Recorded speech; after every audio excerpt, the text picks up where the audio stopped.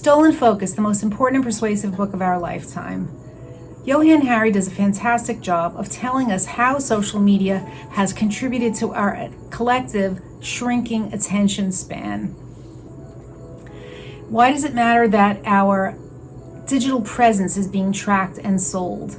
Do you think you can have free will and still use online platforms? Although it seems impossible to change this model, there are examples where we have done things like change the present models. We did it with lead-based paint. We did it with CFCs, a chemical used widely in hairspray that was destroying the ozone. And he talks about ways social media sites could change, and they could remain owners by charging us fees, or they could become a collective, cooperative social media where there would be community ownership. But the bottom line is, we need to become the customer. Right now, we are the product, not the customer. So the message that systems and structures create behavior rather than individual responsibility is really important, and something that Johann Hari goes into in detail and does a really great job explaining why this is so. Because the narrative in society is always individual responsibility.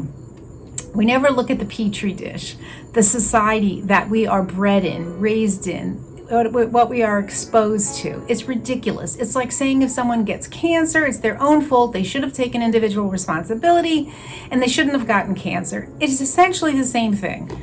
To say that people are responsible for our reduced attention span, yes, we do have some small control, but they spend billions of dollars to figure out how to keep us hooked. In fact, there was a book written called Hooked, how to get your users addicted. And by users, they mean people. So they even refer to it as a cookbook. So they spend billions of dollars on training and teaching each other how to get individuals hooked, but then they throw out there and say, well, you have tools on your phone, you could set alerts, you could turn it off, individual responsibility. At the same time, they're marketing to you to stay online. You have to understand this. The individual responsibility concept needs to be greatly challenged. And I'm not saying that we have no will, but I do say we don't have much. For example, by chapter 2, I decided I'm getting off all social media. And that was December 2023. It is August 2024. I have not gone back. I'm never going back. That's the solution to this problem. People have to say, except it's almost impossible for most people to do, but they have to say, I'm not a commodity. I'm not going to be sold. If you change the model, then I'll use your product. If the model stays the same, I'm not going to use your product. It's that simple. That's the control that people have, which we don't seem to be understanding. Everyone feels very hopeless about it, or they don't even understand how it's affecting us. They're in a state of denial, I suppose.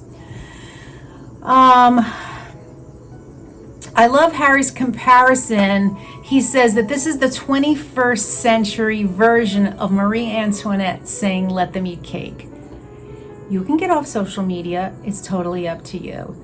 Now, it took me a tremendous amount of effort to get off social media, and it was hard. And I did it in December, so I had January and February, those dark months where I'm sitting at night reading a book, and I'm not saying this is easy to do, and I do suggest that you don't do it in the winter. Do it in the summer when you have something else to do. You can go outside and take a run and distract yourself and garden and do something else. Don't do it in the winter. I got through it, but I'm not saying it's easy to do, but it's almost ridiculous to think that everyone can do it because people have different pressures in their lives.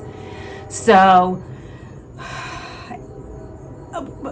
another point that Hari makes that I think is very interesting, he talks about what makes us happy is doing something that's a little bit tough. If we no longer do that, we are less happy. If we don't have the ability to concentrate, we cannot force ourselves to do what is a little bit hard. So we live within our attention span. Switching tasks is as bad for you as driving drunk. That's what social media trains you to do, to be superficial in your thinking, to switch around, to read a little blurb, to never read anything in depth, to never think about anything in depth.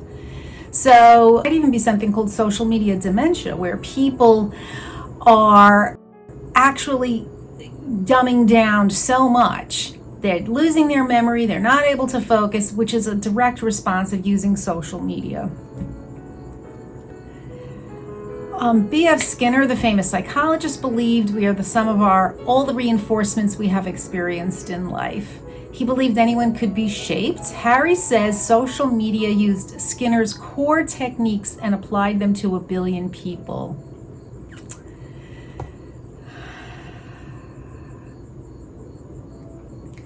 The world is complex and requires a steady, slow focus to be understood. This is the opposite of the social media message. Facebook user relationships with friends creates a petri dish of real-world isolation. If anyone's been on social media, you probably noticed that as your friends grew online, your online presence grew, your real world shrunk. That's the end result of spending so much time online. Harry also did something very interesting. He told this book through a story.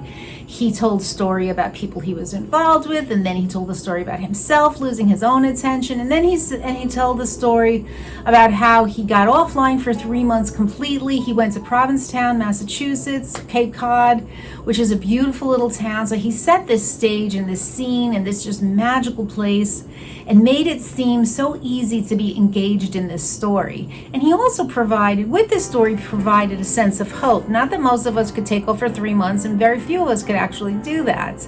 However, it gave me a sense of hope that maybe I can do something, a modified version, something like that, to travel back to myself. So it gave me hope that we can go back to who we were meant to be. We don't have to accept this. So the way tech works now is to corrode our attention. And this was by choice, by Silicon Valley and the society who lets them do it. Technology is designed to be maximally distracting. In fact, one of these guys wrote a book, Hooked. The guy who wrote the book Hooked later wrote a book, Indistractable. First, he writes a book that this is what the tech industry should do to get users hooked, and then he writes a book, and the users, you can use these little techniques to become indistractable. It's ridiculous. They have the money to pump into this, and we're just as little individuals. Sure, maybe we can try, maybe we can, make a little progress, but the bottom line is we definitely have to get offline. That's the only way they're going to hear us, the only way any of this is going to change. Harry gives a lot of little stories and anecdotes about things that have changed in society when people get involved. He talks about the power of men versus women in 1962, which was more ubiquitous than the power of big tech in 2021. At that time, in 1962, women couldn't even get a mortgage in their name or have a credit card. Think about that. And then you can't talk about stolen focus without talking about Shoshana Zuboff, who wrote Surveillance Capitalism, another absolutely fantastic book, which I highly recommend you read. She talks about, she gives an example. She said, it isn't just about you. The pictures you post on Facebook are lifted by the Chinese government to use the data points to improve their facial recognition softwares. So you're supporting this. By being online, you're giving them free information. She talks about this constantly in her book, about how we are giving them bits and pieces of ourselves that they are using to control us, and we're giving it away for free. And the other thing she talks about is we've all thought that social media or our phones are spying on us. We're getting ads right away. But she says, Shoshana Zuboff says, it is so much more insidious than that. They have models on each of us. They know what we are going to do before we do. They know what we're going to do before we do it, because their models of us are so sophisticated. They're more sophisticated than we are. So Harry goes on, he interviews many people, big players in this industry, and then people who have solutions. I think the book was a real mix of shock, surprise, information, and hope. I think Harry is a fantastic writer, the way he weaves all these stories together. and how he gives you a real platform to think about what you're thinking about and how to understand it on a very deep level. Especially, this is the topic we're talking about, staying focused. I do recommend that instead of the audiobook at first, maybe you can do that after, that you read the actual paper book. Doesn't have to be hard copy, but read the book, because this is what he's talking about, staying focused on one topic. That's how you digest information, and that's how we really learn. So best book of the century for sure, best book of my lifetime. I highly recommend it. 100 stars.